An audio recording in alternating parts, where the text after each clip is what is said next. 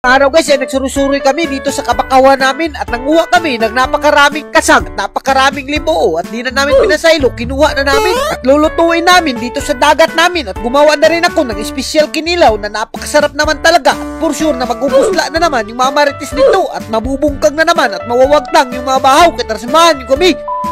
What's up sa inyo guys? For today's adventure ay babalik na naman tayo ng dagat dahil umuyaw na yung uwan at sa puntong ito talagang tinapos muna namin yung business namin ni Ivy dito na suka at ito nga pala yung pinagkakaabalahan namin dahil medyo madami-dami yung nag-order natin at maraming salamat talaga sa umorder ng suka namin at kung gusto nyo pang umorder ay humabol na kayo, i-PM nyo lang yung page namin at as you can see naman guys, ganito talaga yung pinagkakabisihan ni Ivy. Maayon na lamang may pamalit kami ng bugas at sa hindi nakakaalam yung suka na to ay pure coconut vinegar nga pala to na napakasarap naman talaga. At hindi ka magmamahay dito dahil sobrang anghang talaga at kung gusto mong mag-reseller ay i-PM nyo lang kami dahil bibigyan ko kayo magandang discount at papakipinan ko pa kayo ng sticker na napakasarap naman talaga. Sa puntong ito, pagkatapos namin sa business namin ay umukab na kaagad kami sa bahaw at ayan na nga, as you can see naman guys, may mga lauya pang bilhin dito kaya di na namin pinasaylo at siyempre pumunta na nga rin kami dito sa palengke at bumili na kami ng lato na napakasarap naman talaga at sinima ko muna bago kami bumili para matikman natin kung presko ba talaga. As you can see naman guys, napaka-presko naman talaga ng mga lato na binibinta nila dito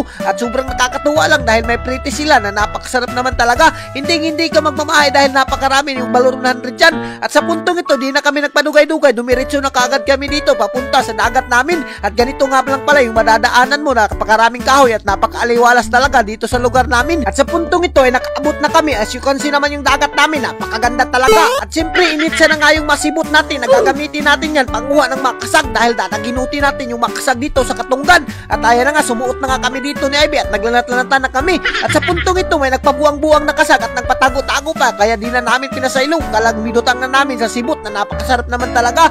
Alam nyo ba guys, yung mga kasag dito ay napakarami na, minsan nga hindi na namin kinukuha to, ewan ko ba kung bakit pero napakasarap naman talaga ng makasag kapag inula mo. At sa puntong ito, sa di inaasahang pangyayari ay may nakita akong libuo dito na napakasarap naman talaga at as you can see naman guys, yung libuo ay napakasarap niyan kilawin at binutang ko na sa sibot namin at sinagol na namin sa kasag at may nakita pa nga sinunong kasag dito na napakasarap naman talaga. Alam nyo ba guys, kapag nanguha talaga kami ng kasag dito ay nalilingaw kami dahil minsan napapaakan yung makamot mo dito at mag-ingat ka dahil makakakimay talaga to at ayan na nga, ginamitan ko na nga ng kutsilyo dyan dahil kapag kininamot mo, naku, talagang mayayaya yung mga daliri mo dyan at ayan na nga, makikita nyo naman guys, napakasakit naman talaga mamaak yan at napakahapdos pa at sa puntong ito ay nakakita rin si Ivy ng libuo dito. Ito yung pinakaburito niya talaga at ayan na nga, kung nakikita nyo naman guys, napakarami at may nakita na naman akong kasag dito na nagpabuang-buang kaya pinunit ko na. At sa mga nagsasabi na scripted daw to at binubutang namin yung makasag, hindi po talaga namin binubutang yan, sadyang marami lang talaga yung makasag namin. Huwag nyo kaming pasumingla na scripted yung mga ginagawa namin, baka pag nakapunta kayo dito ipakapaak ko yung masimod nyo dito sa makasag namin para malaman nyo kung totoo pala yung mga ginagawa namin dito. At sa puntong ito ay nagsuot-suot na nga kami dito sa kabakawan at napakalisod naman talaga yung matrabaho namin dito para makita mo yung mga libuon na napakasarap naman talaga at dito talaga tumatago yung makasag sa mga kasuksukan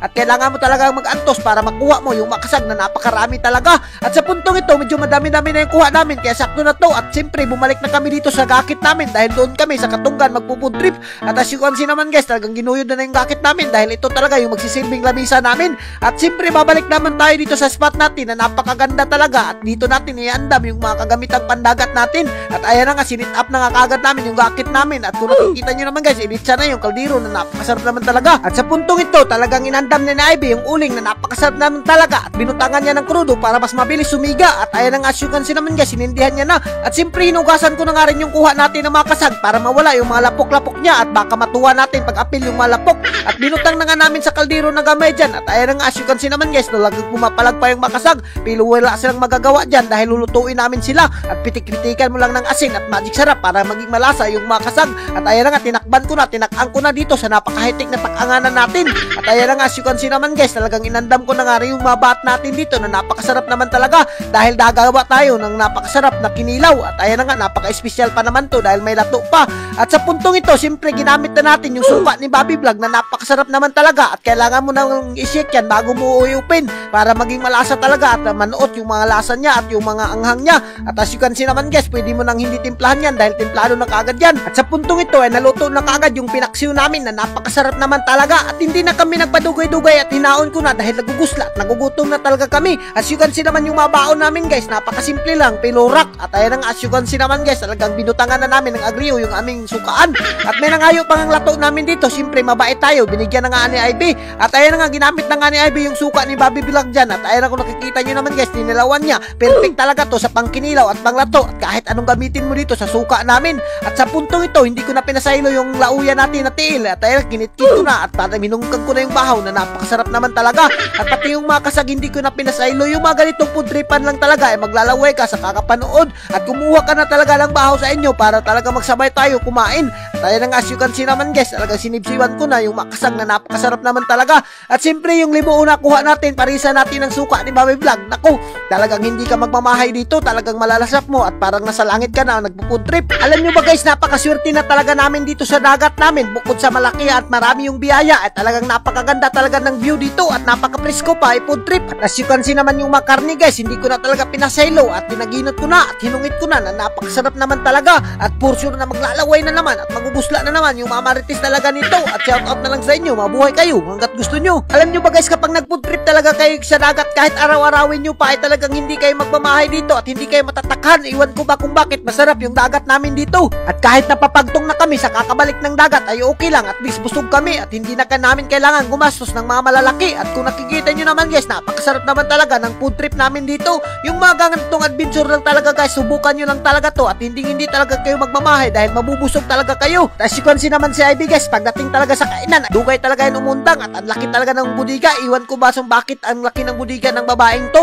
At hanggang dito na lang kami, at kung giganahan ka sa mga video namin ay wag mo nang kalimutan i-like and i-share para mas marami pa tayong food trip. Thank you and God bless you all. Mabuhay kayo hanggat gusto nyo.